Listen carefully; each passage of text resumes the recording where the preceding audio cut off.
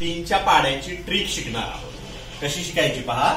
तीनचा पाडा जर तयार करायचा तर असा एक चौकोन आखून घ्या.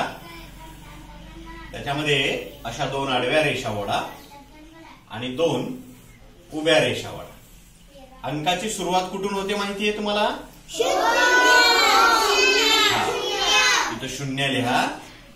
1 2 3 4 5 6 7 8 9. ओके. तर मग या पहिल्या ओळीच्या अगोदर 0 द्या. 0 0 0. इथे 0 नंतर कुठला अंक येतो?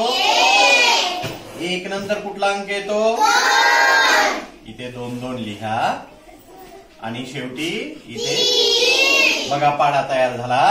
3 1 3 3 2 6 3 3 9 3 4 12 3 5 15 3 6 18 3 7 21 3 8 24 3 9 27 3 आहे की नाही मज्जा?